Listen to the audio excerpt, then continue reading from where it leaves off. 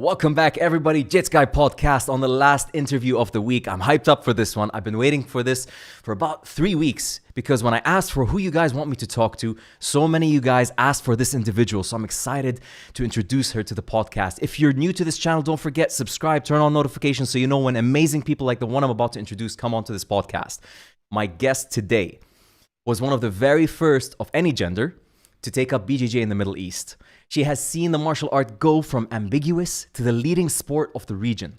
Her impact, whether she knew it or not, would leave an impact on many men and women across Lebanon, Jordan, and the UAE. Give it up for the great Ghalia Baggily. I said it right. Thank you so much. That's so nice of you to say all this. It's absolutely my pleasure. Yes, mission accomplished. I'm really happy to have you on the podcast. You can't imagine, Ghalia, how many people, like, I do these posts every now and then where I ask a question and I want to hear from people who they appreciate, from their teachers or the people that impacted their jiu-jitsu. And I kid you not, easily over 100 people told me Ghalia Baggily. And they were like linking me and tagging me. And I didn't know you. And I felt ashamed that I didn't know you. No, I know where you train when you go to Jordan. I know all about you. Okay, cool. So you did some stalking on me because I did a lot of stalking on you before this. Okay, cool. We're going to be talking for an hour live. Smart. So who did you talk to in Jordan? I talked to Lara Zriat. You train with her when you're in Jordan. Very and cool. I know you train in Zazawa. Yes. I know that you trained with Jude in Abu Dhabi a million years ago, and you had a problem with your back. Whoa. Wow. And, nice. You keep going. I'm impressed. Nobody knows this much. I know you have a 4-year-old that you didn't have to homeschool. Uh-huh. And, you did that research very recently, though. Right before this podcast went live. Clever. Great. No, that's amazing because I honestly, I love the guys in Zazawa. They made me so happy because when I went to Jordan, I thought I'd not find any jiu-jitsu. Even though, like, okay, I just turned blue belt when I first went to Jordan. And I had no idea what to expect. I didn't know much about jiu-jitsu. When I went there, I Googled, I found Zazawa. I go to this gym, mint, clean, beautiful environment. Everybody was super chill and nice. I'm like, wow, this is pretty damn dope. But I'm sure this wasn't the circumstance for you. Do you know what he does after training, Zid? He cleans the nail polish off the mat. I love the guy. I love him. He's the best coach. Man. I have to remove all my nail polish and all my makeup before I get into the dojo. He's that OCD? No. It's just clean because we always discuss how we should respect the mats and that how we should respect each other. And throughout our experience, we didn't really have good experience with cleanliness. Like I trained all over the world and I never really found a clean dojo. And it's always been a problem. And I know Zid had the same problem. And I find other martial arts, they respect cleanliness more than us. Yeah. And weirdly believe it or not, I got a ringworm twice in my life. Whoa. And I shower immediately after class, and I just discuss, like, really some dojos and some people don't have that respect. And I think that's what we should work on, like as Super coaches or as dojo owners. We should just show that kind of respect. It's like respecting some other people. Like you're putting it's a full body contact. Man, shower, cut your nails. Yeah. Sometimes I used to go, once I went to work with a toe scratch on my face. Like, come on, just cut your nails and come to class. It does not take a lot. You know, I think we're battling many frontiers in the Middle East, right? Not only were we battling, and you especially, like the rise and introducing people to it, but because culturally, we were lagging behind a lot of the West. And let's talk about it in both genders, right? Both genders were not comfortable training close contact. Men with men, we're not comfortable training that way. Most guys in the Middle East, you show them jiu-jitsu, like, شو مالهم هدول? Like, what are they trying to do? So that was a hurdle. Self-grooming is a major hurdle. So I haven't talked about this with anybody yet. That's a very good point. Hygiene. There was once I was in a dojo in London, and I swear I'm not lying. I had a gum and I forgot to take it to throw it away. I put it on the side of the mat, and I thought, oh, I'll remove it after class. I forgot. 1 week later, I came back. It was still there, the gum on the side of the mat, and I'm not lying. Oh no! So, like, imagine damn. that's why I got a ringworm. Yeah. So you were in London when that happened? Why is it like, for some reason, you talk to Brazilian guys and they say, we don't even hear of ringworm in Brazil. In the Middle East, you don't hear of it much. But for some reason in the States and UK, it's all over the blogs and the forums. Why? Like, is it something restricted to beer? In Phuket, they have their own skin diseases. I saw noticed in Phuket of different types of diseases. So I guess... except for Corona, everybody has their own specialty. تخصص for a disease. Oh man, God help us. This is the year of diseases, man. Like, I think everybody has turned into an epidemiologist, a doctor. We're all paranoid now. I don't know how we go back to normal jiu-jitsu. And teachers. And teachers. The world's changing around us, but I don't know. You think we'll go back to full contact jiu-jitsu within the next year, like normal gym, 50 people rolling, sweating? Yeah. I think all of your concerns are going to be addressed automatically because of what happened with Corona. All gyms are going to have to come back on their A game of hygiene. They can't screw around with this anymore. True. Yeah. But physically, are people going to like nails and are they going to change their, like I used to also live in Poland, and in Poland they used to leave their kimono in the dojo for next training. Oh, not for anybody to clean it for them. Like, just leave it. No, leave it, hang it, and come for it the next day because they can't carry it. Or they don't carry it. I don't know. But I swear, even girls. So... yeah. No wonder we got Corona, man. It's not from bats. It's probably from a jiu-jitsu gym. It's like, really, you get to know people when you roll with them, when you're that close. You get to... Yeah. I don't know. Sami Jamal used to call it hell when you like he says tap from hell. It's like a type of a choke. It's called hell. Submission. And some guys before competitions, they used to train with the kimono and not wash it, so that in competition they would just use it so that they would disturb their... What kind of respect is this? I have seen this firsthand. And honestly, like, that is the lowest form of competition in my mind. Like, how desperate are you that your gi, the smell of your gi is part of your game? How fucked up are you? Sorry, but like, what the hell are we doing? And they eat garlic before competition. La, this is different. This is Jamid, garlic before competition. Hats off. They keep it on their beard so that they can do really close Ezekiel chokes.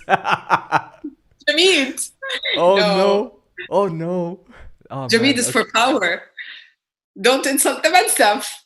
No, I will not. I know that this is like, everybody in Jordan's juicing. They're not all juicing. They're taking Jamid. It's different. It's a natural juice. Oh man, this is going to be an interesting podcast.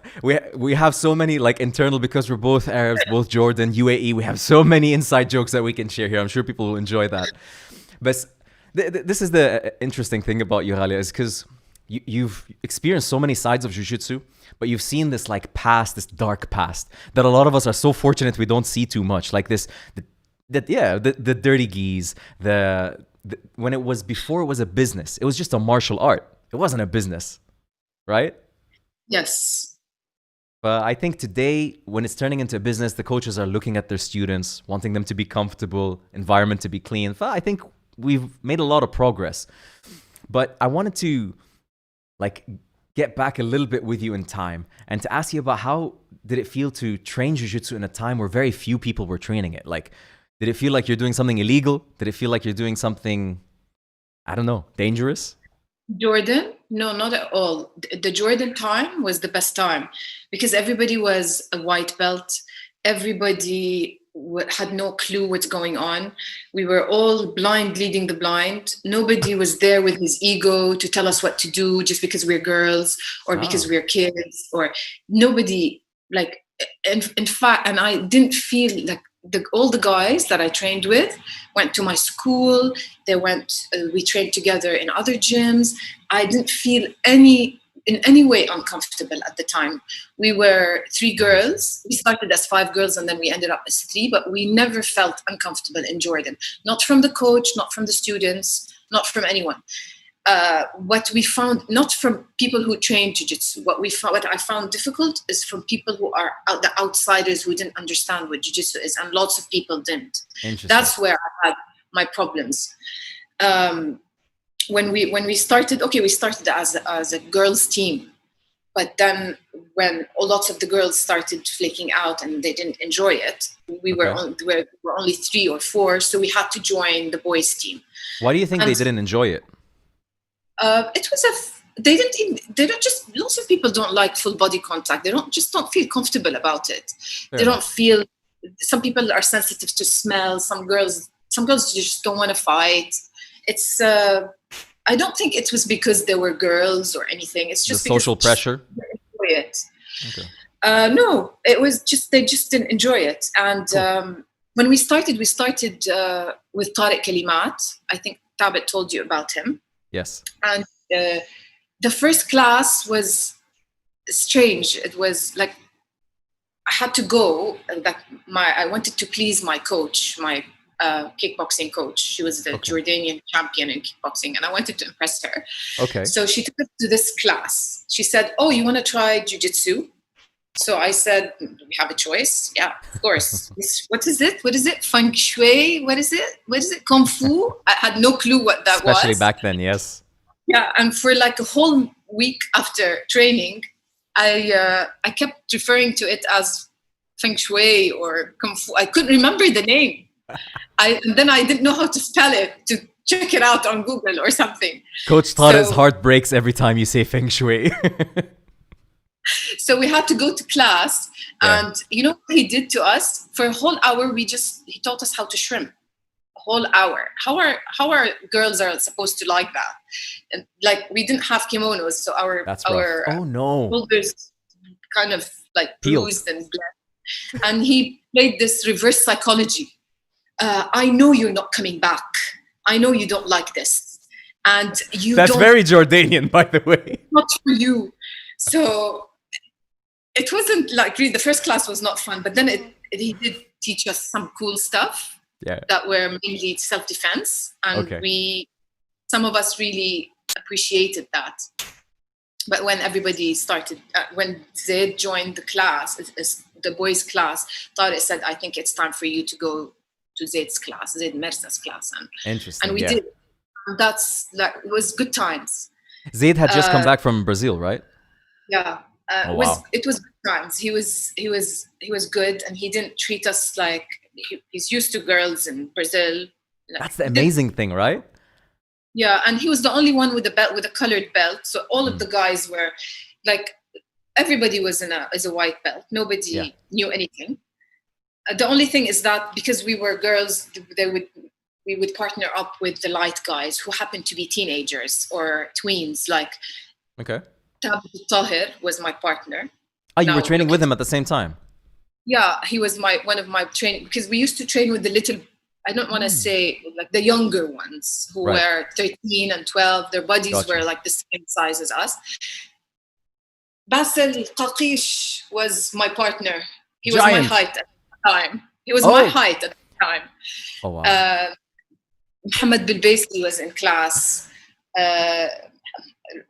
Rashid was also, Haidar Rashid was also. Yeah. These were the guys, they were my partners when they were kids. This is like the spring of Jiu-Jitsu in Jordan, the beginning of it, right? All these guys were like, we were all in the same dojo, the tiny dojo. Incredible. And how old were you when you started Jiu-Jitsu, if I can ask? I started at 29. 29, okay.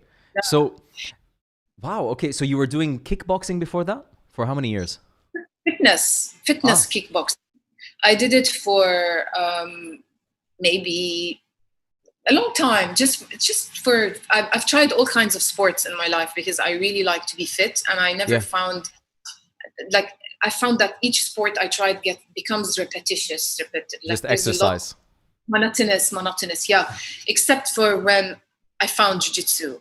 It was the most creative sport so far. I've tried everything you want. Wow. And I've always liked creativity, and I like to paint, and I thought that was so me, the creativity and the fluidity and Expression. and it's not so like, you don't have the kata that you have to stick to details. Like, if you want to do it this way, do it this way. If you want to do it that way, do it that way. It's so enlightened. It was like, when I discovered it, it was like surreal. It was really cool. Absolutely. That I think that is one of the gems of jiu-jitsu, that like they'll tell you what the techniques are, but you don't have to do it that way. You can find your own game. And the coach is like, well, whatever. If it works, do it. Yeah. And you can even create your own technique. I think that's the beauty of the time you started. I'm not sure in Jordan. Like, Jordan impresses the hell out of me, honestly, with all martial arts, because it seems like, I don't know if it was luck and fate mixed in together, but between Zaid Mirza and all of the guys that went to Jordan from different countries, you guys got it good early. But even when you came to the UAE, I feel like you were in a phase where they didn't care about the business and they wanted you to experiment and to learn your own movements. Here it's like, no, do this, do that, so you don't tell me I'm not teaching you enough, you know?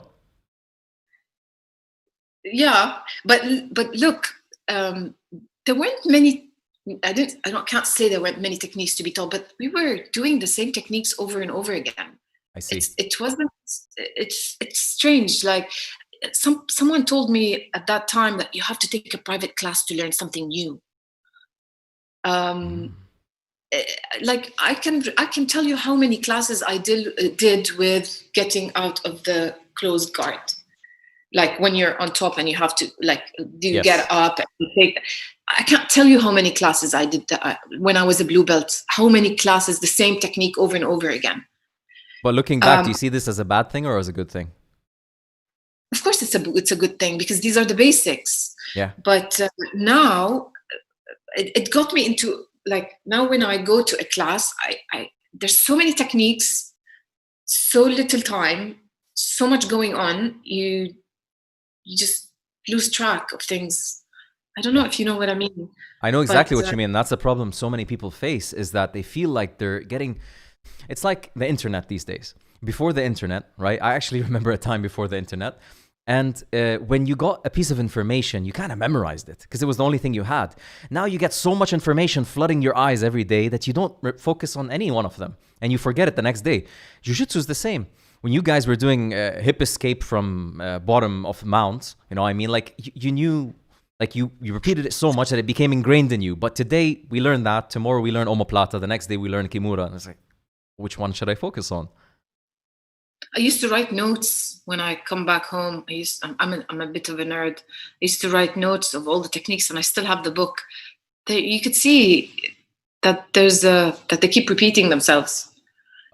Which was, you were having deja vu every single day.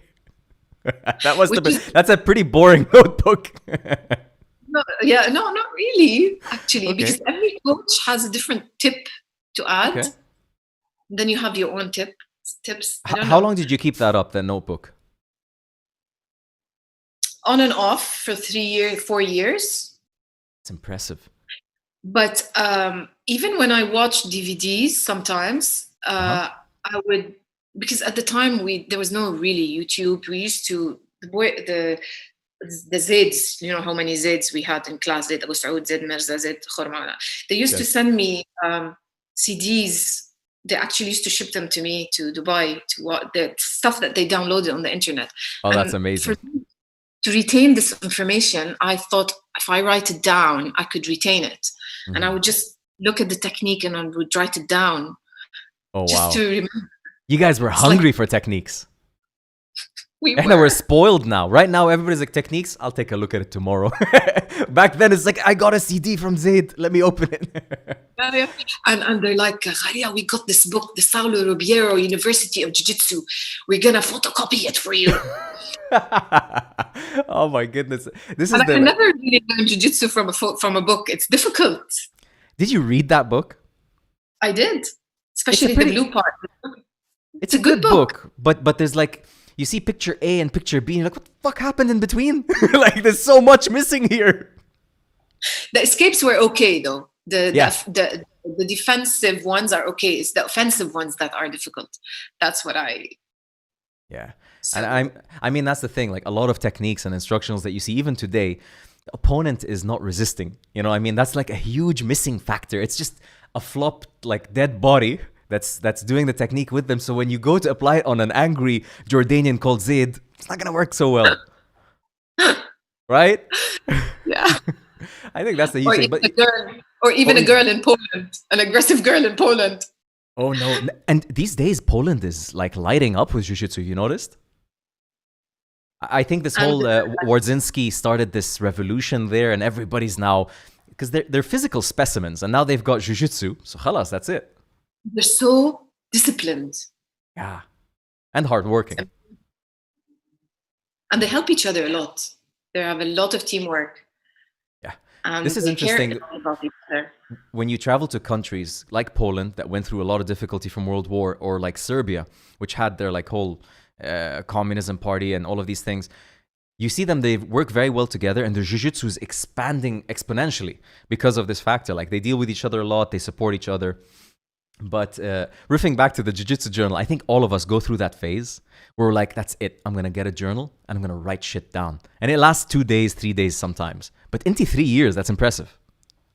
And then later on in life, I met Shadia Bseso. She used to document everything on video and put them on Armbar Girl on her website. I'm like, yeah, these are the techniques I trained with. This is a good resource for me. But then she left. Oh no. Yeah, said she put on her Instagram page, this is going to be my journey from white belt to black belt. I'm going to document all techniques. And I was training with her. And yeah, Shadia, let's film this. Let's film that. And then she would post, and then she disappeared on me. She left me.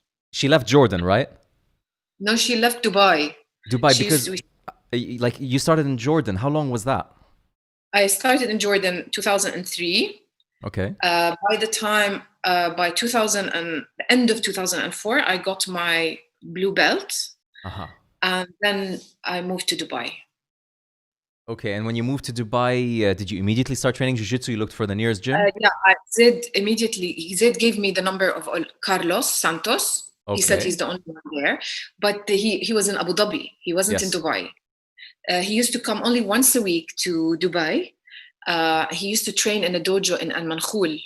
So I immediately called him and he said, come over. And I went into the dojo, and that was the first shock of my life, was like about me being a woman and training there. Because while I was warming up, being welcomed by the guys who were really nice, the owner of the dojo came up to me and he said, if I may ask you, please leave my dojo. The women are not allowed here. And I'm like, why did you let me in? The receptionist let me in. Why do you want to embarrass me? But yeah, I had to take my things and leave. And it's okay. There are a lot of gyms that they don't accept men. And I'm sure, so this was a dojo that didn't accept women. But I felt it was kind of strange because we're not doing anything wrong and we are wearing this tent. I don't know. It's okay. So I was left with no place to train. I had to drive. I used to actually drive to Abu Dhabi once a week sometimes to train in ADCC.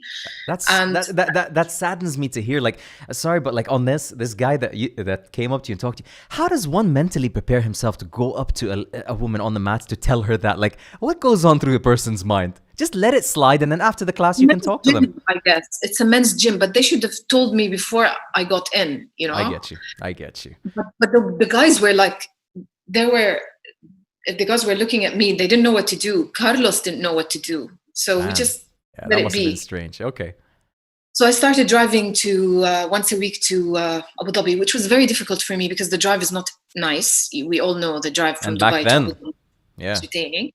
And I had work. I might have to be called immediately back to work. So it didn't really. It was not. And there were not girls there anyway to train with. Yeah. But I just did it for a while, and I started capoeira. Just where in Abu Dhabi as well? Dubai. Okay, so this is where the artistic side of Ghalia comes in. It's just like Brazilian, because it's Brazilian. I wanted to. It was just something to do while I'm waiting to الفرج الله. Now I get it. Okay, so that was more accessible than Brazilian Jiu Jitsu. Okay. Brazilian. It was fun for a while, but then Rio called me. I don't know how I think him and Carlos were talking about it, and then so he called me. He said, I know I've just Carlos is gonna train in my gym in the Black Belt Center, so you are welcome to join. Very cool. And since then, the second phase of all my blue belt training was there. That's where I met everybody. Everybody was like, it was a small dojo. It was family like. Yeah. All the nice guys, we trained with Ammar al-Ahmad was there. Muhammad al-Husani was there. Muhammad al-Husani, that was when he was first starting Jiu-Jitsu, right? Yes. Vicky, who is now the head coach in one of the head coaches in Team Noguera. Wow. Tam Khan was one a team member. He was doing Jiu-Jitsu with you guys or just karate? Yeah, Jiu-Jitsu, gi and no gi. And there's also Amin Tuwati, who owns now another gym, the Roger Gracie Academy. These were my teammates. History of the UAE. All of them were in the same tiny place training together, and nobody was a black belt. Yeah. This was just Carlos, and then Suyan Quiroz and Olavo started. They started come, so they would come 3 times a week. That was only 3 times a week, and we would meet 3 times a week for a long time. You didn't get a chance to train every day. You didn't get and if you miss it, you just miss the whole technique. Wow, that's huge. There were good times, but for a long time, I was the only girl. Yeah, and which made my jiu-jitsu very defensive, which is good because that's the whole point, huh? It's just self-defense. Exactly. But in Jordan, when I left Jordan, also the girls in Jordan quit. Oh no. And in Dubai, there was nobody. So for a very long time, all my blue belt years, it was just me. Did you try convincing any girls? Of course I did. How did that go? They would come, they would join for a couple of days, and then they would just leave. Like we would work together on some techniques until she becomes good, and then they would leave.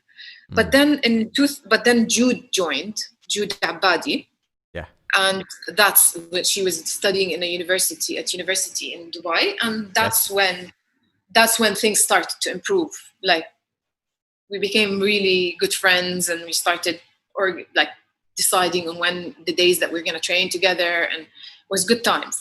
So this is funny. This is where our sort of paths indirectly cross, you and I.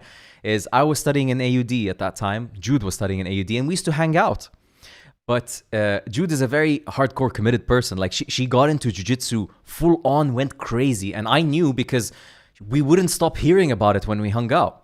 We'd go out as friends to Ibn Battuta, to the cinema. Make you join. This is I want to kill myself sometimes. Like when I remember those days, I remember crystal clear. We're sitting in the cafeteria of AUD, and she's like, guys, you gotta hear about this. And you know how excited Jude gets with this. And she's like, there's a move called the guillotine. I'm like, what the hell is this, WWE? She's like, yes. And you can take a person's arm, put it in between your legs, and you have a triangle. I'm like, stop there. I've had enough. I tapped without knowing what tapping is. And I'm like, I'm not doing this shit. This is crazy. And I look back, I'm like, man, if you only knew what could have happened if you joined back then. But I guess everything happens for a reason. But yeah, I know.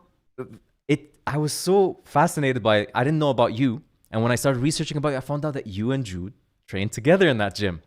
So you guys were the OGs. Yeah, and you know what we did once? In 2007, I think there was a competition in 2007.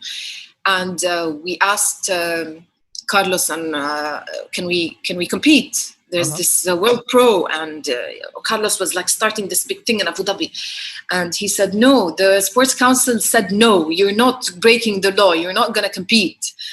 And Jude wanted to compete. I didn't want to really, but now because they said no, I want to compete. So that night before the morning of the competition in 2007, Jude calls me at night and we decide to crash the competition. She was watching the time and she says, and I tell her, what are they, like, we can just take somebody's slot and just, there was no security then. It was so easy. Oh my goodness. goodness. Just the mat. We will just, when they call other people, we will just go before Take them. their place. Muhammad Al-Mazrou'i and Saeed Al-Kitbi, and then you guys like that's what we did. That's what we did. We organized it the night before, and we're like, Jude was watching the time, and she said at 12 o'clock before the lunch break, we have to have a signal. I signal you, put on your kimono, and jump on the mat. What was the signal? I don't know, but Rio noticed. He said, "You guys are up to something." Oh my goodness! You're up. No, there's nothing wrong. So before the lunch break, before the last fight, before lunch break, we jump on the mat.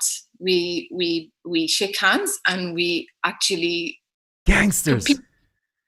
And Olavo was on the mat. He was like refereeing. He's like, "What's going on? What's going on?" And everybody was like cheering. And after the time ended, and me and Jude like shook hands, and we're like, and so we thought we were going to be arrested. I thought I'm going to be deported because really they tried to get us into this competition, but we were not allowed. So I was like, am I going to get arrested now? And Jude said, no, nothing's. I don't think. You think something's going to happen? What a story!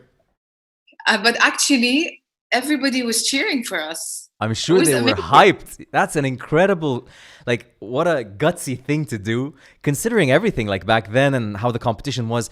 But very good timing on your part, because they weren't really secured. They weren't really focused on that. You pretty much opened the brackets for women, literally. Wedding crashers. We were the wedding crashers. The Jiu-Jitsu crashers. Oh, this is going to be a thing now, by the way. You wait and see. But after what we did, they start like a year after, or a year and a half after, they started having competitions for girls. Unbelievable. So I personally would like to believe that me and Jude did it. Like, yes. We expedited honestly, like this is such a you guys should be like honorary Gracie members, because that's such a Gracie move, to go in, post on the newspapers, we're gonna crash your competition and crash it kind of situation. But what was scary is that we were mostly scared about our visas. We thought that the sports council would complain about us because breaking the law. It was, and actually all the black belts that we didn't know, they came up to us and like, I like that technique you did. That was good. And Olaf was like, you should have told me from before so that I can count the actual time. Oh, I see. You wouldn't have let us. Yeah, no, but that is really, I can't believe, like, this is why I'm so happy talking to you. I don't know this stuff about I live in Abu Dhabi. I train here and I don't know this about the history. People need to know this stuff because there's a level of appreciation. It's a fun, amazing story. It's what?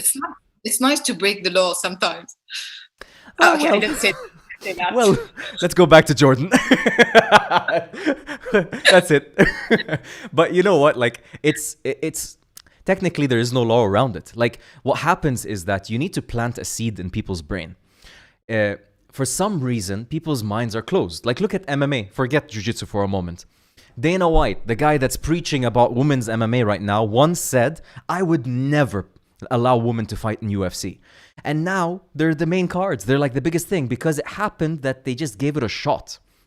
You guys gave it a shot and showed the organizers and people that people are willing to cheer for women, because to them it just didn't click for some reason. They're like, nobody wants to watch two women fight. It can't be exciting for some reason, but you guys did it. They cheered and like, on the contrary, it's very exciting. It is. That's why I didn't want it, because it is very exciting. It's for me, okay, it's the demonstration of jiu-jitsu. Because if two women can have such a technical move and such a technical technique, it just shows you it doesn't matter the gender, literally, because there is an element of difference in, like, I don't know how to explain it.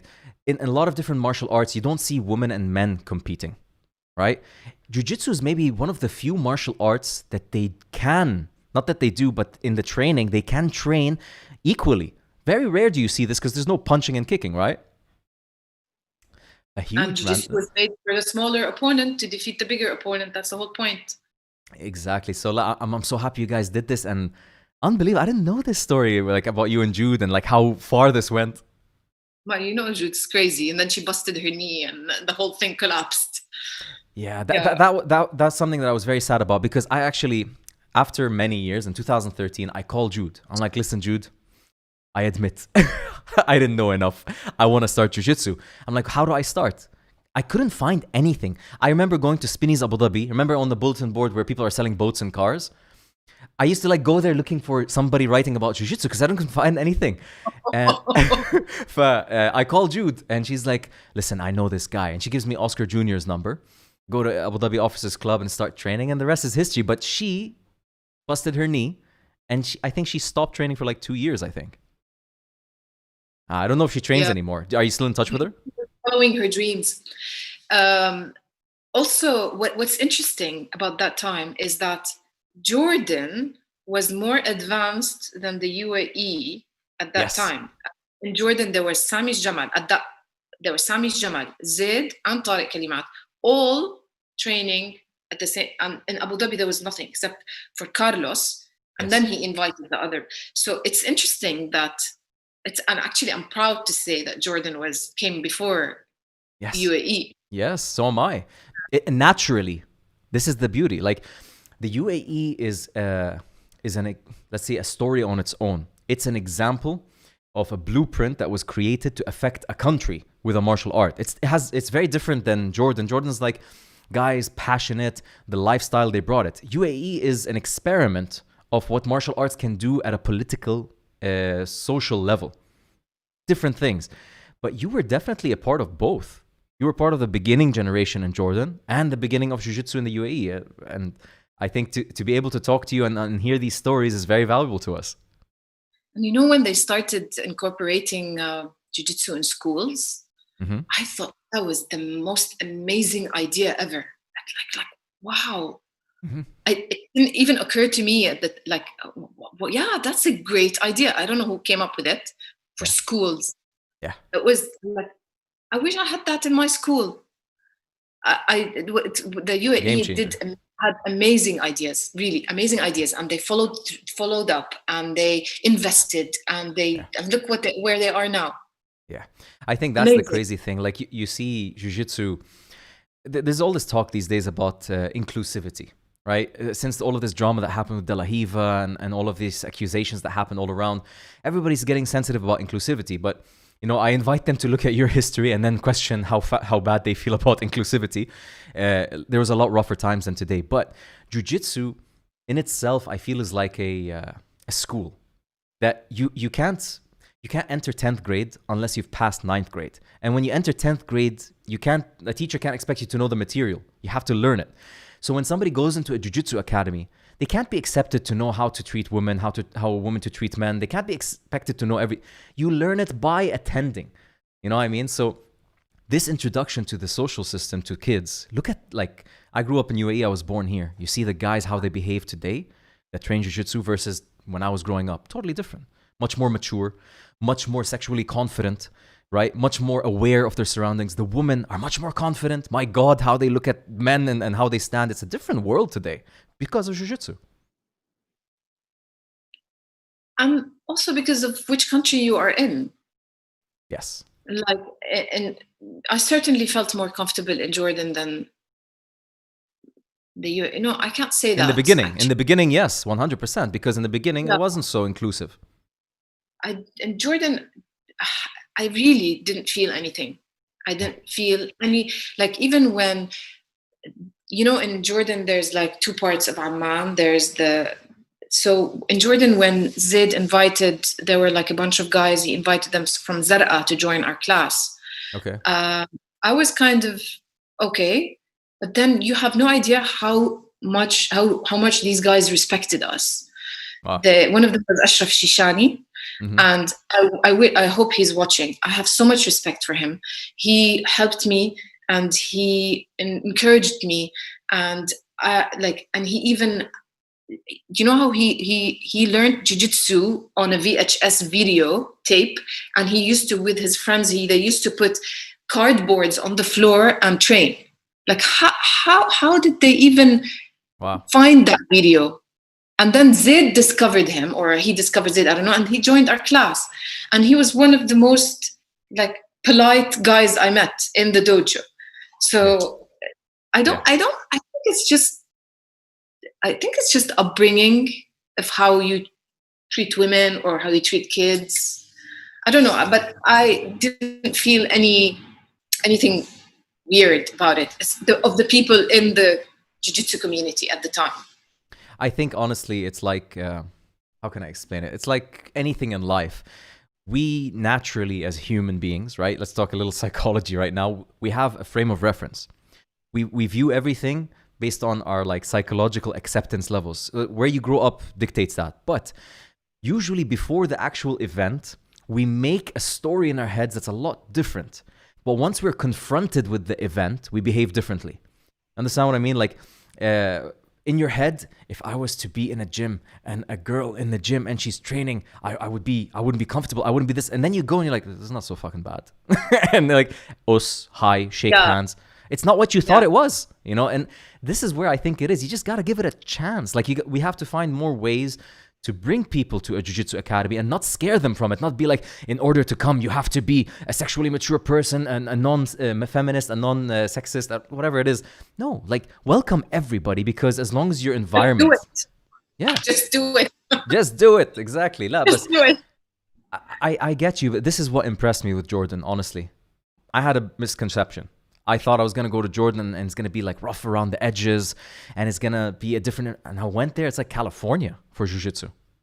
Yeah, it is. Really? Especially Zaid Khurma. Like, he's a surfer, dude, hanging out in Jordan. I love the guy. Like, we had so much fun when I trained with them. The whole group. And not to mention, and Zazawa guys will like this. Have you ever trained there?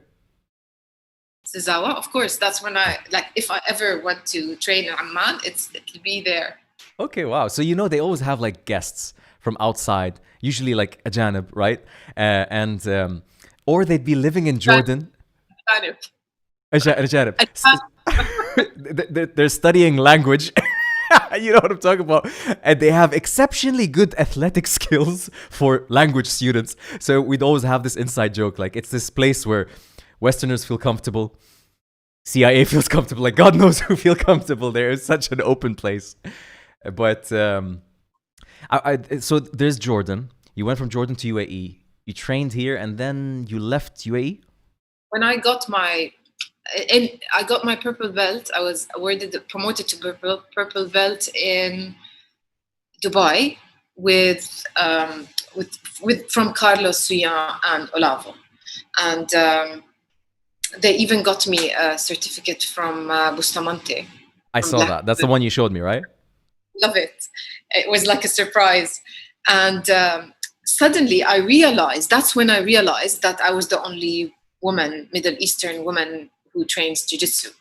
And I felt famous. Like, oh my God, I have to be good in jiu-jitsu. I'm so famous. Like purple people belt. Like, purple. Yeah, at the time, purple belt was a big thing. Yes. Purple belt is purple belt, you know? Yeah. And it took me a long time to get it because I used to travel a lot and I used to work a lot. But at the end, I felt like I've been rewarded. It was a good time when I got. So after I got my purple belt in 2008, that was a very big year. It was an important year for me because that is the year that, of course, the world collapsed, the economy collapsed. Yes. And it was the year that I got married, and it was the year that I got my purple belt, and it was the year that I joined the first competition for women. The first competition, Capital Challenge, happened in Jordan in December 2008, and that was when women were allowed to compete for the first time. Wow. And Zaid called me 1 week before. He's like, women are allowed, come, yalla. We got all the... So I packed my bags. I was here in Dubai, and I went to Amman. And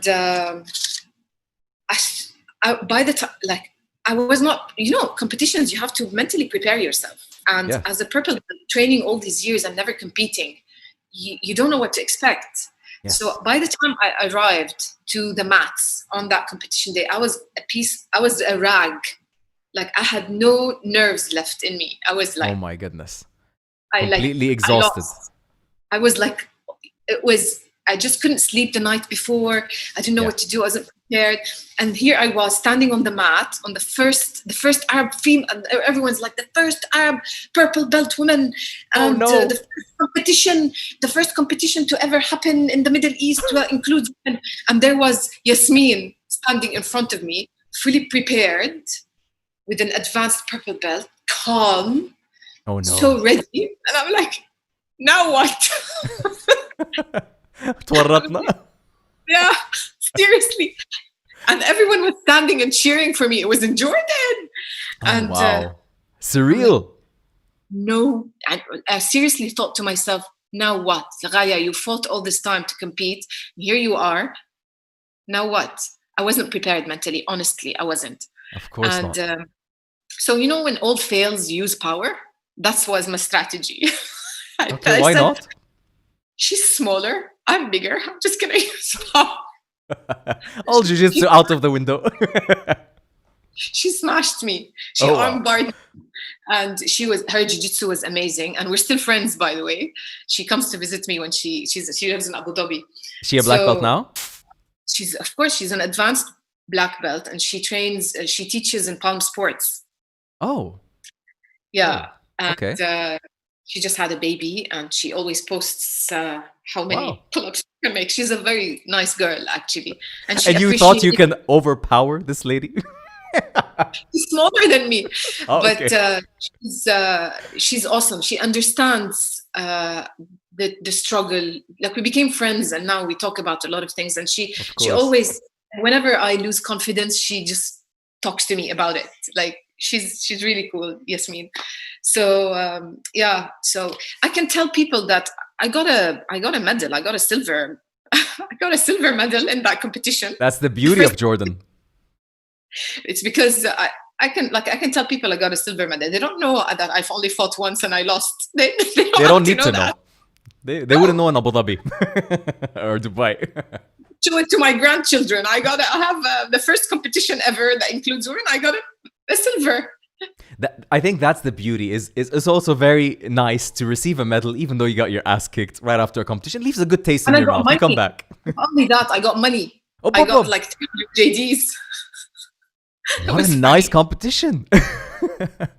And if I understood correctly, and maybe you can correct me, the first women's competition in Jordan, not only was it like pushed for, but the women themselves said, we'll do everything. Just give us the mats, give us the space, we'll organize, we'll do everything. Like, the women really fought for it in Jordan for it to happen, right?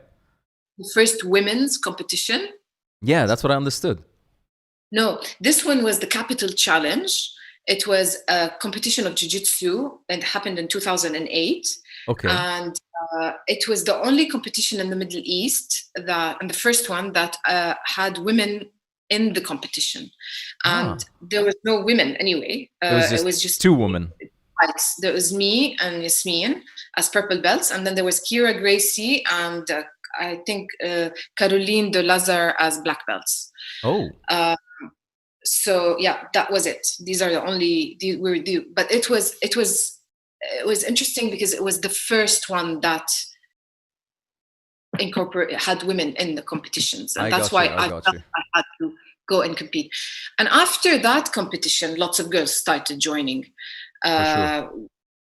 because it was 2008, and I think lots of women started joining in 2009 or 2010.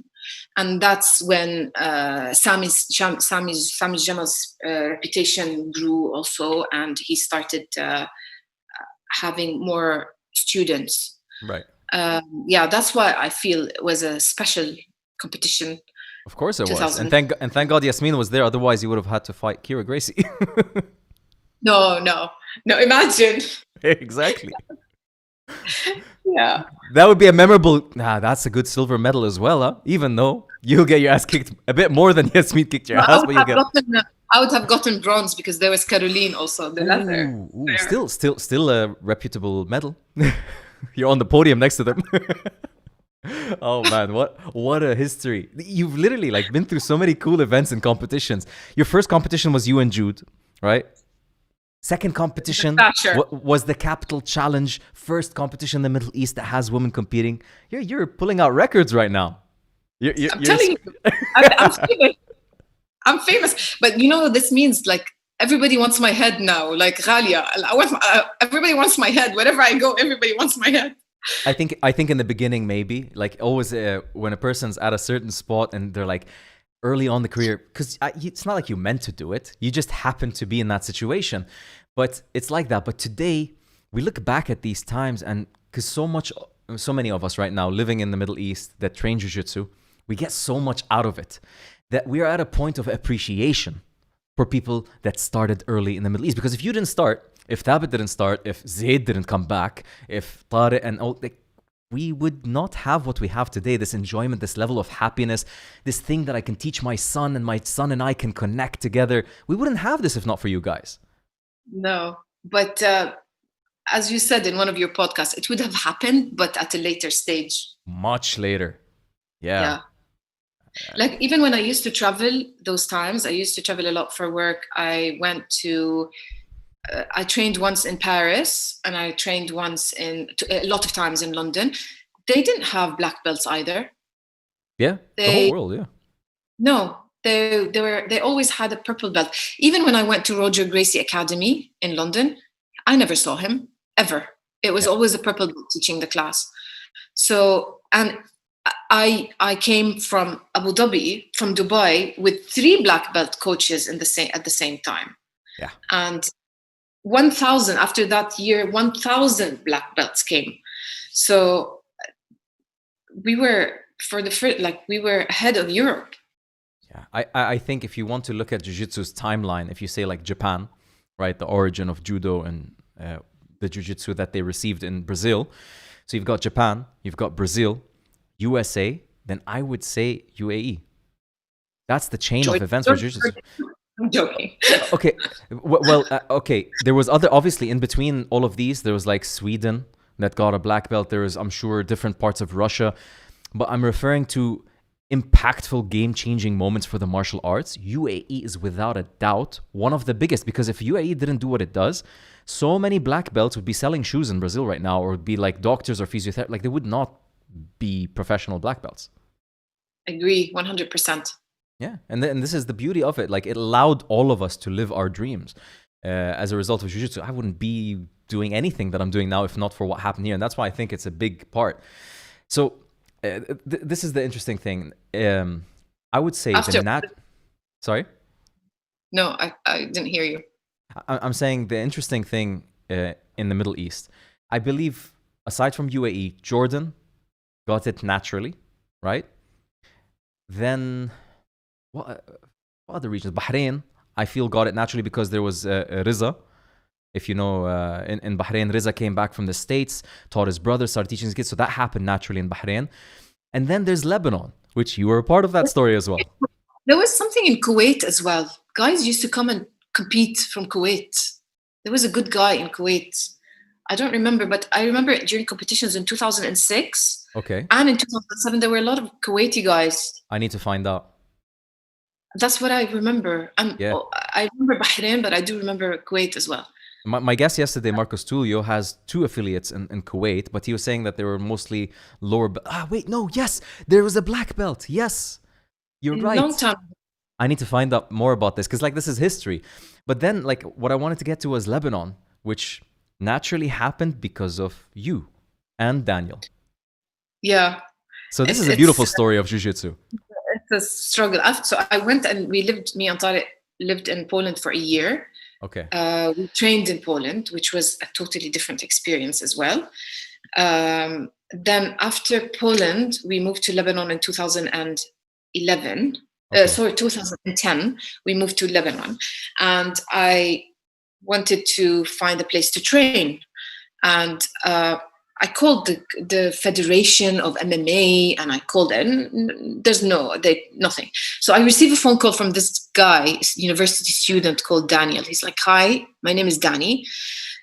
thou shall not look no more. There's no Brazilian Jiu-Jitsu in Lebanon, and I want to break it to you. I have to break it up to you. I have to tell you, you are the highest belt in the country. Come and train with us. I'm like, who are you? And he's how like, did he find you? Jude's brother, Ali, was studying in Balamand. And he told him that Jude told me that Ghalia is coming, so you have to call her. Oh my goodness. And also he knew that I called the MMA Federation because he was friends with them. Okay. So he tells me, why don't you come and train with us? I'm like, yeah, sure. Where do you train? He said in my mom's basement. In the sitting room with my friend in my friend's house. I'm like, how old are you? He said he was, I think, 20 at the time. I said, yeah, me coming to train with little boys in a sitting room. That's a good start in Lebanon. It's like it sounds so like, no way, I'm not gonna do that. I'm not that desperate. I love jiu-jitsu, but I'm not that desperate. So he said, okay. At that 2 weeks later, Muhammad Jihad Tayeh, one of the black belts in Abu, who used to come and train with us, who used to train us in the black belt center, happened to be in Beirut. He called me. He's like, I'm in Beirut. Let's get together. Okay. I said, I have to meet. You have to meet Daniel. So me and Daniel went and picked him up from Hamra, and we were. He was telling us, why don't you let's do something. Let's do something about jiu-jitsu. So first he gave us classes, like in random places that we used to find. Any fitness center? No, like dojo, like different gyms. Like once we trained in a stage. There was a stage somewhere that Tariq found. I don't know. I don't even remember. Wow. Somewhere in Ashrafiyya, I think. But then me and Daniel said, let's have a seminar to introduce people, no matter how little the number is, about jiu-jitsu, and we could start a team. So we had this first seminar in a football court or in a basketball court in Jummaize. And Muhammad Jihad came and he taught and he did the seminar. Not many people showed up, although we distributed flyers and everything. Okay. But he was amazing. He didn't charge anything. He offered to teach us all every day while he was there, and he even visited us 2 years later and wrote, like, he was very supportive at the beginning, and we needed someone at the time to support us, and I guess he liked being in Lebanon as well, so sure.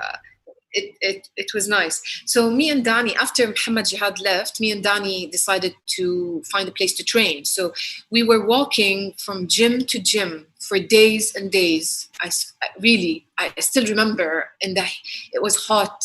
And we were walking, we couldn't find the places to park, and we were going from one gym to another, asking for a slot to train. And everybody were like, no, why don't you do Kung Fu with us? No, what is this sport? We don't know what this Jiu-Jitsu is. It was useless. At the end, we found a place and we found a slot on a Saturday night. Who wants to train on a Saturday night in a party town in Beirut, Saturday night? Desperate Jiu-Jitsu people. Seriously. Like only people like Tariq Sleiman would show up to these things, you know? That's where he started with you guys? On a Saturday night, let's party on the mats. He's making it up. He's making up for it in Thailand. So every Saturday we would go ahead of time, take all the puzzle mats, fill the room with puzzle mats, put them back, clean them, and put them back. Like every Saturday, that's what we used to do. And we tried. Was your husband Tariq training with you guys? Of course, he was like helping us. He even went to the Brazilian embassy, stood outside with flyers. He's like, "Yeah, Brazilian Jiu-Jitsu." What a gangster! He actually got us. He got to know a lady who actually opened the door for him, and he became friends with her. And Who actually opened the door? she got us. He got us a contract with the Brazilian the Brazilian cultural center to. So that everyone who would call the center, they would refer them to us. That's where your capoeira came in handy. Actually, when with the Brazilian the Brazilian embassy called us to do a demonstration. Okay. In June about jiu-jitsu. So me and Danny, and at the time Ali was there and Tariq, we went, and after the carnival show and the dancing, we went on stage and we did a jiu-jitsu demonstration. And that's when the capoeira coach joined us. It was awesome. And wow. he was still one of Daniel's students. We tried everything in Beirut. We tried flyers, we tried gyms, we tried demonstrations, we tried the embassy. Like, we invited Suyan, we invited Roberto Atalla. They were all there, and they were all so kind. They would sleep in our house, and nobody like everybody understood what's going on. Sure. But when you say we tried, like, you mean you didn't get enough response that you were expecting?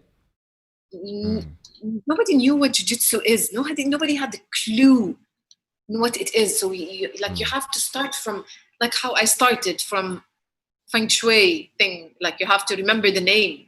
Yes. Like, we just had, and the Saturday night slot was not very useful. Nobody wants to do jiu-jitsu on a Saturday night. And for some reason, like, Lebanon wasn't really popular with UFC. Like, I never went to Lebanon and felt UFC was a big thing there. Nobody cared. No, but they used to have an MMA team, but they were mostly focused on stand-up fighting. Muay Thai. Which they were great at. They were amazing at with the Muay Thai. Yeah. So for a long time we tried, and we really, any demonstration, any chance, we would jump at it and we would do it, and we would just order kimonos and wait for it, and we go to the post office and get the kimonos, and how long did you do this for? Like, how long were you in Lebanon for? 4 years. 5 years. So a decent amount of time. Wow. Yeah, and we even rented a studio, which was like a horrible place. Like, it had a very low ceiling and it didn't fit people. And I heard about this one. It was a flop, and we wasted our money, really, because all the money that we used to make, we wanted to invest them in either bringing a coach in, pay the ticket for them, or have Danny go train. And we wasted a good 6 months on that stupid project. Okay. But we had to say we tried. Oh, you didn't try. You succeeded. You just didn't succeed in the way you thought you'd succeed, because look where it is today. Yeah, but if we had a little bit more money and opened this fancy dojo that the people would like, maybe things would be different. Or maybe you would have not succeeded right away and ended up not fulfilling bills, closed down, and then Beirut would have been delayed. You never know. Yeah, I guess this is how it's supposed to go, huh? And during that time, I noticed how talented this Daniel was. And I used to see how he used to talk about concepts and not techniques. Okay. And that he used to fascinate me. Like, if he would look at a fight online, not a tutorial. He rarely watches tutorials. He would look at a fight and he would analyze it on his own and think of the concept. Like, this guy does this concept all the time. Look, he applies it on stand-up. The same concept is applied on the ground, and the same concept, I never saw it that way. And even when I taught the class, it was like the traditional way: go shrimp, I don't know. Daniel would know. He would prepare the body ahead of time before he shows the technique. I got that feeling from him. his warm up was not burpees and getting tired. No, his warm up is related to the technique he's going to show, to get the body flowing in the same direction. And all he talked about was concepts, and all I talked about is my little notebook with memorizing techniques. Shrimp.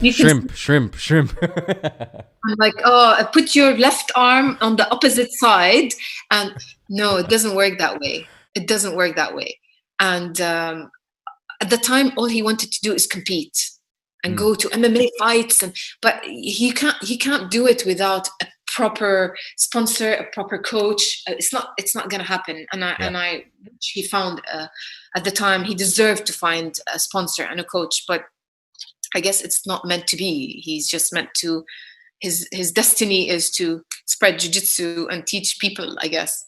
And look at him now. He's shining. And I started feeling embarrassed giving the class, and I couldn't wait for him to get his purple belt so that he would take over and I'll just be his student. And that's what happened. But I think, it's interesting because like you somehow impacted him in a very positive way. He tells me that you kept pushing him and said, you should teach.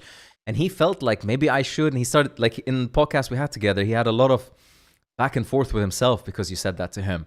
And I feel, to be honest with you, that it's the right thing for him to have done, considering where MMA was in the Arabic world. Because he could have squandered 5 years, gotten a major injury, who knows what would happen, and then he'd come back to Lebanon. Nobody started jiu-jitsu yet, or somebody else started jiu-jitsu. You never know what would have happened, right? I think he was at the right place, right time. Yeah, and he did a good job at it, and he's still doing a good job. He's apparently going to do an amazing job right after this pandemic thing passes by. Yeah, and I'm jealous. I wish I was with him now, but I had a different path. Because also when I had when I was in Lebanon, also I had a lot of health issues, and I got pregnant, and he was very supportive. He was there as a friend also. And he preferred training with a chair than training with you. When I was pregnant, because he was scared because of all the miscarriages. He was amazing, really. He was like, he would just sit on my sofa and just help whenever possible. That was, but of course, Tariq helped us a lot in everything. Tariq was still when did Tariq go to Thailand? Because I'm interviewing Tariq next week. Tariq Sleman. I thought I was talking about Tariq, my husband. Oh, okay. Sleman. I don't know actually which year he went to Thailand. I have no idea. But when I left Lebanon, he was still there. And actually, Tariq was like, he's so cool. He even asked me to corner him. He didn't care he didn't care to train on a Saturday night. He didn't care it was a girl who was the coach. He didn't care that Danny, he just wanted to train. And on his first fight ever, MMA fight in Desert Force, I traveled with him, and I cornered him on his first fight, and it was like surreal. It was really nice. That must have been something. He started with you as a white belt as well, right? Tariq, yes. Yeah. And the fun thing is, like, I was like in Jordan also. Okay, Jordan is cool, but there were no girls cornering at MMA. None. He was cool. It was nice of him to ask me, actually. So thank you, Tariq. It was a good experience. It was fun.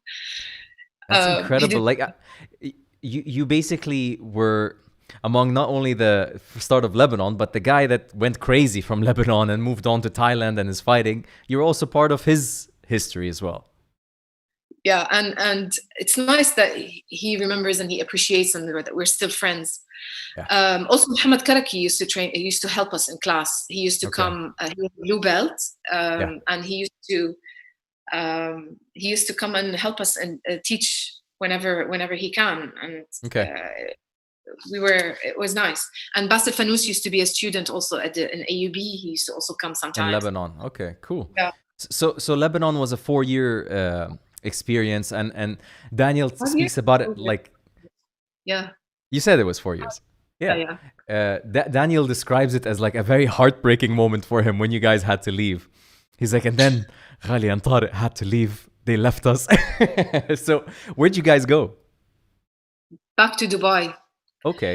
For work or I for family or? no, I got my job back.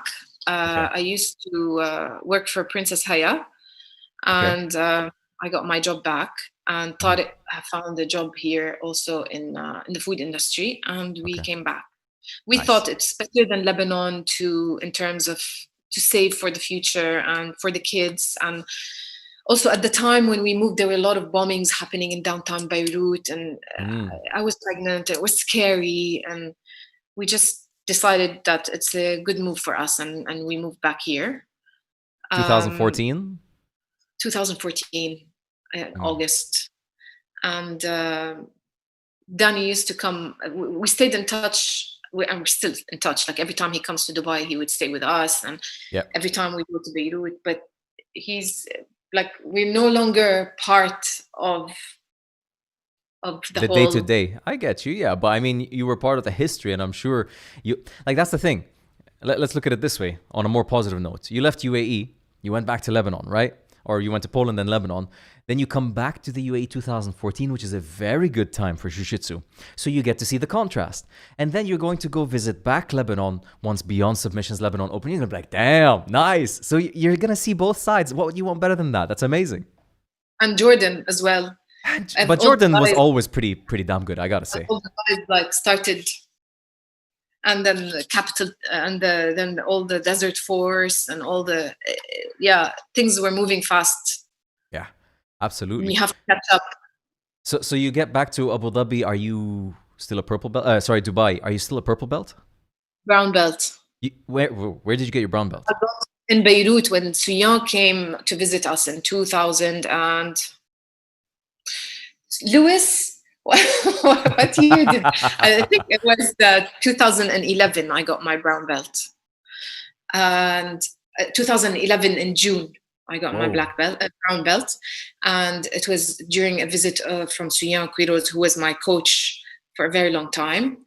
Like he gave me the purple belt along with Carlos, and he helped us with a seminar there, and he's the one who gave Danny his purple belt. And honestly, that brown belt, I know I'm proud of what I did in Lebanon, and I'm proud of all the effort and all the sacrifices, and I'm very happy. But technically, a brown belt for someone who was just trying to find a slot on a Saturday night, it wasn't. I was happy, and I don't argue with black belts and their decisions. Sure. But especially with someone with Suyan's degree, but I felt too much pressure. It's like I don't know what to do with it. I'm a brown belt. I'm almost a black belt, and there's too much expectations. I wasn't like over the hill happy like when I got my purple belt. And I can imagine. But that's the thing, like we were talking about it, about like you okay, not to refer to 10th grade as this like holy grail, but like we were using the example. When you enter 10th grade, you're not a 10th grader. You complete 10th grade by the end of it. So once you get a belt, you're not that belt. You become the belt after you get it, right? True. But also Jiu-Jitsu is about lifestyle, attitude, effort, sacrifice, community, friendship, everything. It's just not about only the technique. It's about respect. It's about who you affect along the way, what you make with it. Huge. It's about fitness. It's about looking good. It's about treating other people. There's so much to it than, okay, the technique is important, but I got what I wanted. I can defend myself, and I look good from Jiu-Jitsu. Thank you, Jiu-Jitsu. But I don't like, I still at that time, I wasn't a 10th grader. I get you. This damn 10th grade. But I don't know why it stuck with me that grade. But for me, I really like this train of thought, because a lot of people say, I'm really good. I'm winning competitions. I got gold at this. Why am I not getting promoted or something? It's like, you're not doing a sport. You want a sport, go do boxing, go do wrestling. You're doing a martial art. Keyword being art. There's a life that goes with it. There's an expression that comes with the martial part. And the expression comes in the form of community and how you behave and what you do. What I feel you did, Ghalia, is maybe purple belt wasn't your martial year, but it was definitely your art year, because that's where you spread it and shared it with people. And that's just, to me, as important as the fighting on the mat, if not more. Yeah, it was. And as I said, I'm proud of it, but it was a sacrifice for my advancement and my personal growth. My personal, I like, if I stayed in Jordan or in Dubai, things would have been different. But I'm sure. But it happened the way it did. But I mean, like, you got back to Dubai, you're a brown belt, and did you meet up with people that you used to train with, like people from black belt? But the thing is, everybody was everybody was in Team Nogueira, and the Team Nogueira's timings did not suit my baby sleep, bedtime, and bath time. So I had to find another place to train, which was Pride, because they had night classes. And that's when I met Eric Ramsey. He was the one who helped me throughout my brown belt. He was the head coach there. He's under Georgel. George Georgel. Fabio Gurgel? No, what's his name? Georgel. Fabio Gurgel. No, not Fabio. He's an MMA fighter. Georgel. That was his name. Maybe somebody in chat. Maybe somebody in chat will help us. Anyway, I'm sure they're listening. I started training in Pride, and that's where I met Shadia, and nice. That's where I met like lots of nice new people.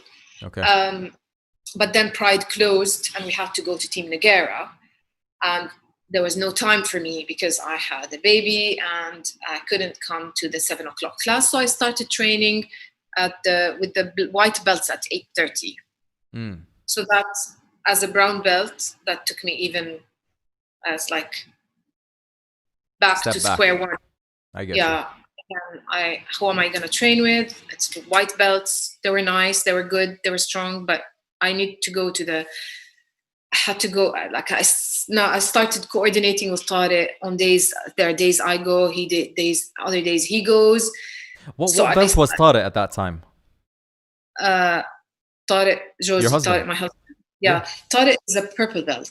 Tariq got his blue belt when I got my brown, and Danny got his purple. And then he did an exam here with in Team Nogueira, and he got his purple belt. Nice.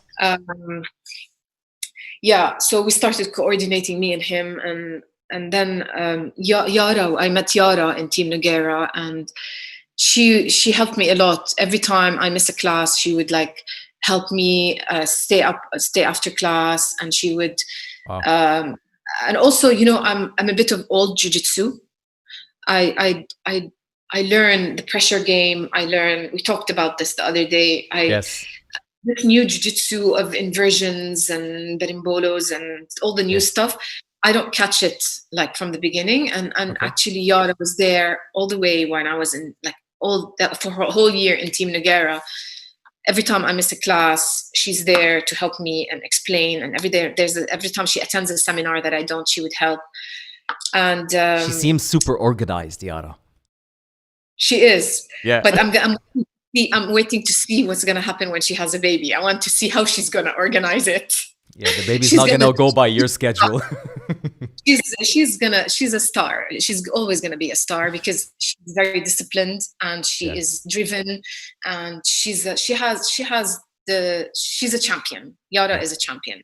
Yeah. And she will always be a champion. And I know she has an aim in her, like she has a target, and she's gonna do it, and she's gonna make all Arab women and Indians proud. Exciting. So yeah, and she even lately I'm not like training properly, and she still calls me. She's like, why let's train me and you alone. Let's do it. She's amazing. She doesn't quit and she doesn't stop. And that's the heart of a champion, no? We need people like that around us as well. That's a good influence. Yes. Yeah, they keep us on track. They keep us motivated. Because that's something that like brings me towards understanding when you got your black belt. And kind of, I want to understand what your relationship with jiu-jitsu is today compared to when you started. I was just thinking about it the other day. Sometimes I feel like jiu-jitsu is like a person, and it's alive, and Yes. it's like me and him were in a relationship, and in the beginning it was a happy time where everything was, the sun was shining and people were smiling, and then in that relationship there's somebody who's going to ask the partner for more than they should take, and in my time in Lebanon that person kept taking from me without giving anything back, and wow. then when I got married, it's even like I got this finger broken just like 2 months after I got married. It's like really, yeah. I couldn't wear my wedding ring, and things got tough when I had the baby. Also, jiu-jitsu was not very helpful, but there were times where when things were down. You know, when you're in a relationship, you're feeling low, and that person comes to you and like he picks you up. Yes. And jiu-jitsu did pick me up a lot of times, especially when things got hard at work. I would just go there and I would forget the world, and it was, and we still didn't break up, me and jiu-jitsu, and I don't think we will ever break up. But nice. now I'm on a kind of a break from jiu-jitsu because there was a time where I had a lot on my plate with the kids and the work and all the pressure.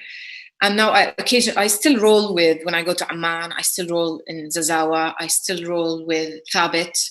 I roll with Dani. I choose the clean people and Yara, and I hygienic people, going back to the issue. Yes. And I just do it for what do you say, you can say occasional leisure, which is fair. And I started doing other sports because I took up jiu-jitsu for fitness initially, and now when I doing other sports, I noticed the difference, the changes in my muscle and in my body. I noticed how strong my back is. I go to a CrossFit class and I can deadlift like a man. But my legs, man, every person who does jiu-jitsu has to train their legs. Like my legs are like dead. I can't squat my weight. Yeah. So for fitness, it's amazing. And every time now I need cardio, I wouldn't go on a treadmill. I would roll. Yes, 100%.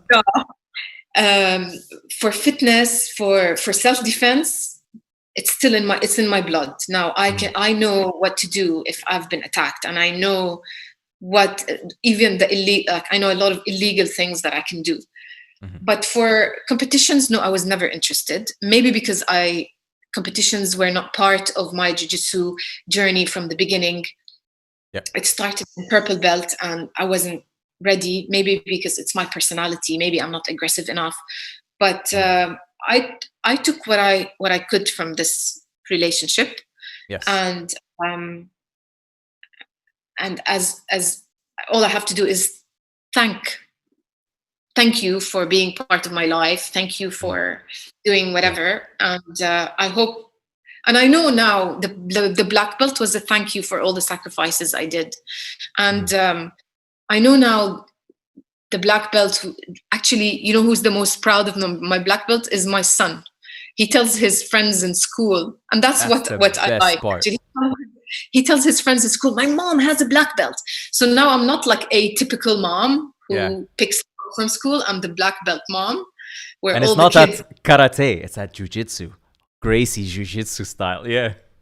Yeah, and kids know what jiu-jitsu is now because they watch TV, and I'm the cool mom.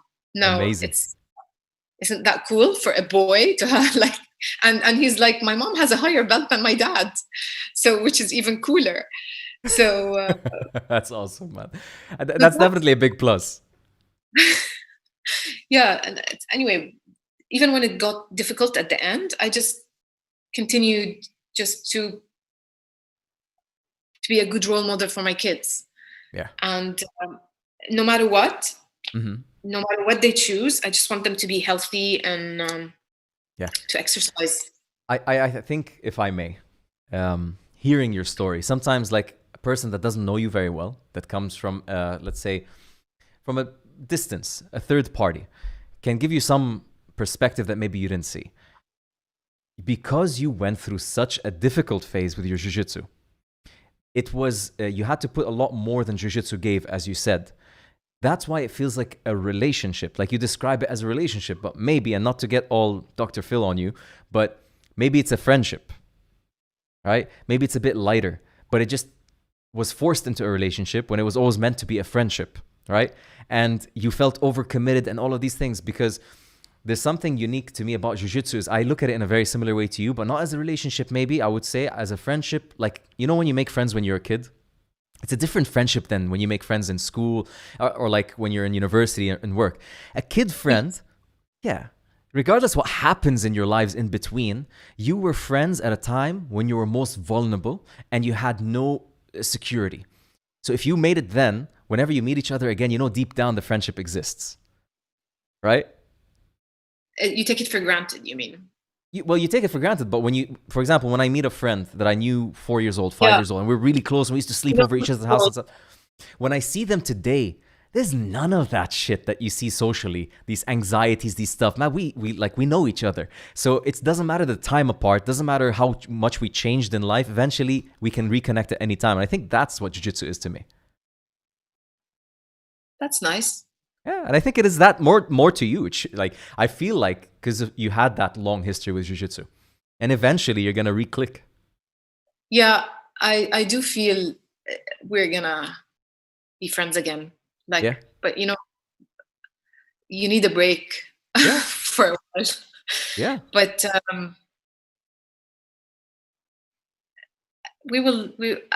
all I said is thank you, Jiu-Jitsu. Yeah, that's what you said. I said the rest. I know, but you know what? Listen, here's the thing, because we as the jiu-jitsu community can't let you off the hook, right? You've already done way too much for the martial art. It's time the community kind of appreciates you back, but we also need to learn a little bit. Like, talking to you is as much about celebrating what you did and what you went through and appreciating it, and as well as wanting to understand how we can have this situation in jiu-jitsu and how we can motivate people to not look at it as a chore, not look at it as I have to compete, as I have to this. Look at it as a friend. What do you think is the components to stay enjoying jiu-jitsu and not take it too seriously at the same time? To remember what you liked about it the first day you were there. Do you remember like what made you click with it? Yeah. And that's the only thing that's gonna work. You know, even if you win competitions and you wanted jiu-jitsu for self-defense, eventually it's gonna be for self-defense. It's just you remember that first moment of why you fell in love. So yeah. And most of it is with close friends or people that you just suddenly became friends with, and you enjoyed that environment of being together, rolling. Nothing to do with the medals, the politics, the starting a gym. It's just that room where you started. That, to me, that's jiu-jitsu. That's the best part of it. The more you know, the less you know, and the lesser your belt, the more fun you have. Ooh. And there were times where I just wanted to go somewhere where nobody knows me and wear a white belt and just roll for fun without anyone expecting anything from me, without nothing. I just want to experiment and try without, just like dancing, I guess. Yeah. So I can totally understand that. That makes perfect sense. You just want to just not have anything to do with the politics, the complication, the history, just to enjoy jiu-jitsu for what it is. And I think, you know what, you live in an environment that allows that now. Like, look at so many cool gyms. Look at Thabit's gym. Look at these places. You don't feel like they're so fixated on the politics anymore. There's a private academy around the corner everywhere. And also in Amman, it's comfortable. Yeah. But yeah. Yeah. Wait till you're like, how old's your son now? He's 9. 9. Okay. Is he training jiu-jitsu? With Thabit, and I go and help with the kids class sometimes, and I'm enjoying teaching the kids. and Tabit knows that. So I'm Amazing. now when we open again, I'm gonna do it. But he's not. I'm not pushing him to do it a lot because I prefer that he starts with gymnastics now. Because I think it's the mother of all sports, and then he would just choose any sport he wants after he's done. So Yes. I totally agree with you, by the way. Like my son, he's 4. I'm not even interested in jiu-jitsu. He wants to do jiu-jitsu, but I want him in gymnastics in the beginning. Foundation. yeah. Where are My you brother putting used to your be kids? Jordanian champion in gymnastics, and he does jiu-jitsu now, and he cartwheels around you to pass your guard.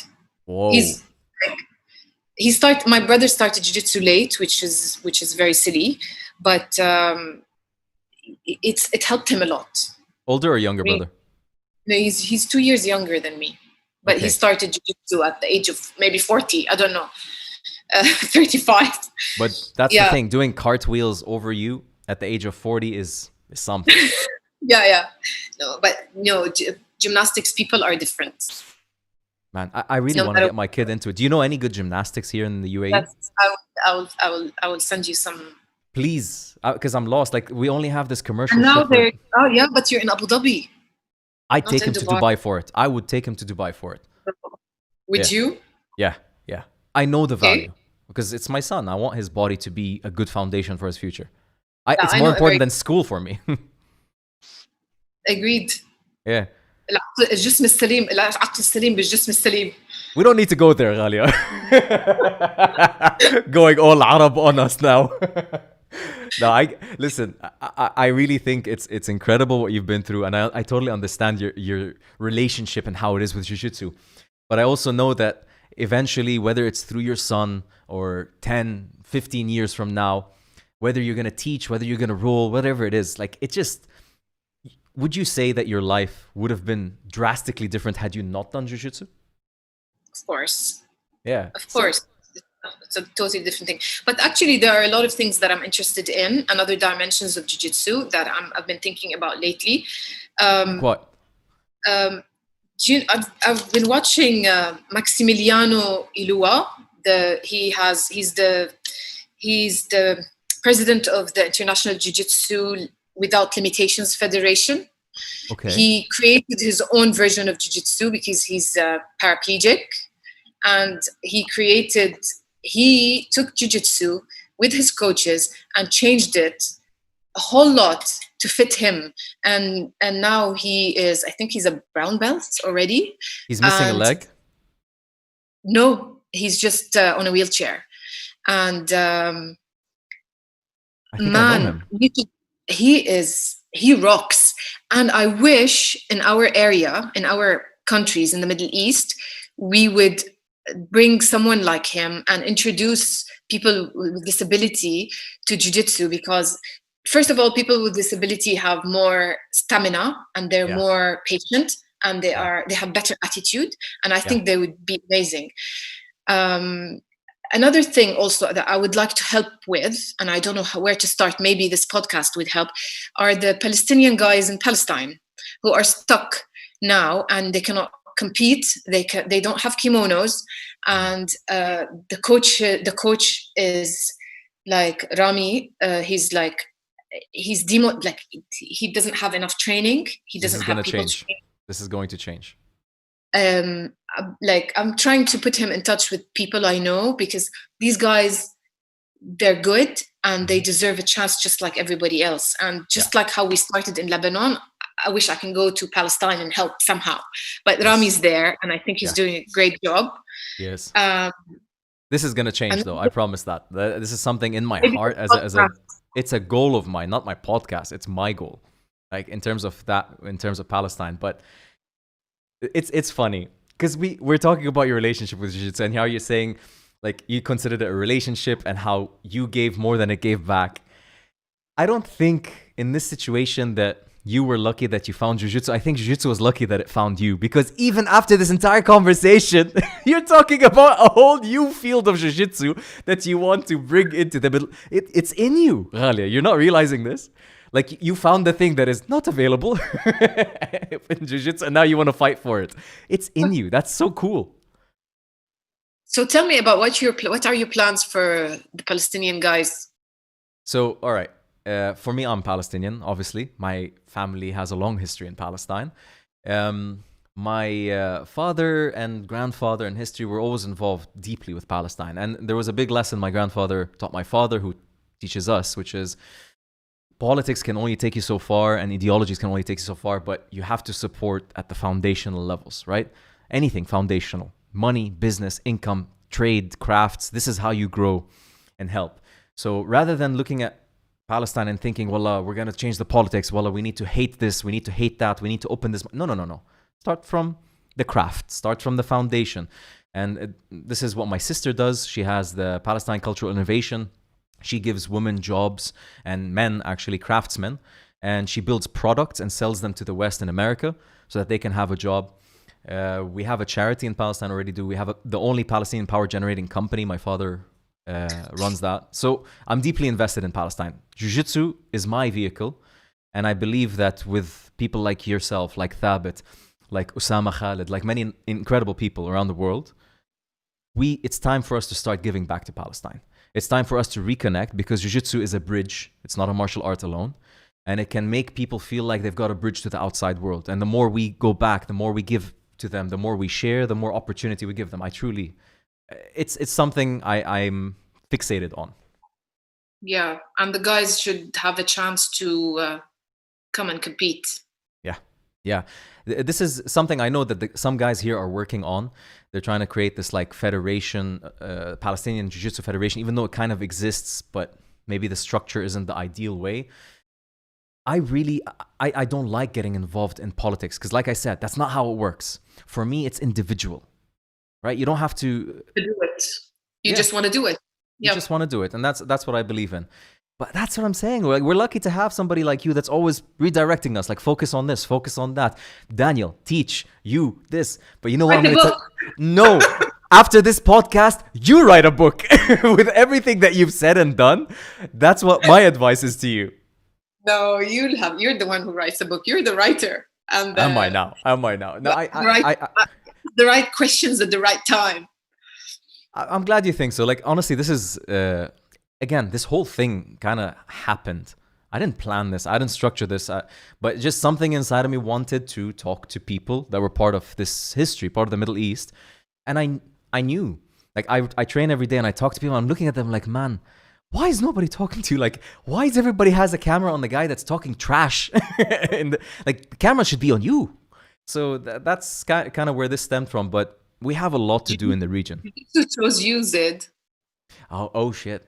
Now, well, for me, whatever it is, like I'm really proud to know people like you, the community that's been built around it, and honestly, I'm having the time of my life thanks to Jiu-Jitsu. I just look at it as a friendship. Yeah. Makes sense, Jiu-Jitsu right? is a guy. Maybe Jiu-Jitsu is a guy. You think he's your best friend, and I think he's my boyfriend. Oh no, but that's very sexist. Let's bring on layers.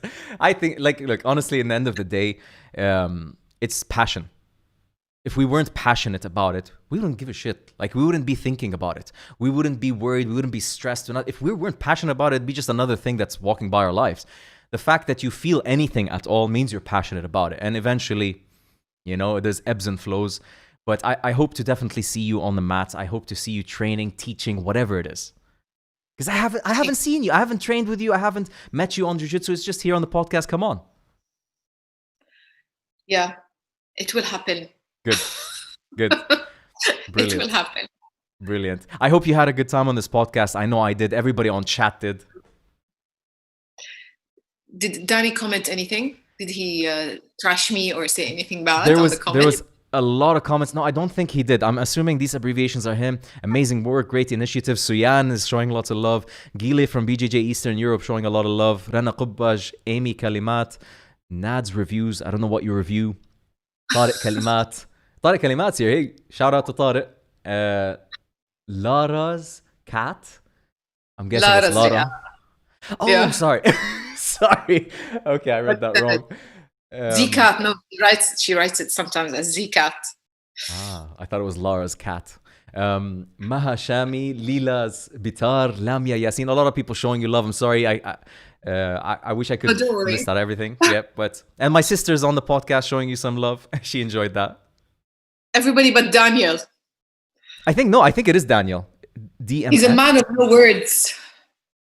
The man of action. I felt that, but I got enough words out of him on that podcast. I was very proud of that. You did actually. You got him on the thing. A lot of people messaged me, they're like, "How'd you get him to talk that much?" Seriously. He usually would say, "Oh, talk to Ghalia." Yeah, probably. But guys, everybody on YouTube, thank you so much for tuning in. I hope you enjoyed this podcast. Be sure to subscribe, turn on notifications so you know when we go live next week. I have some incredible guests coming on. Be sure to comment, thumbs up on this video, show love to Ghalia.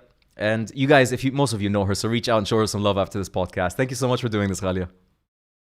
Thank you so much for inviting me. Absolutely my pleasure. Have a good night, everybody. Us.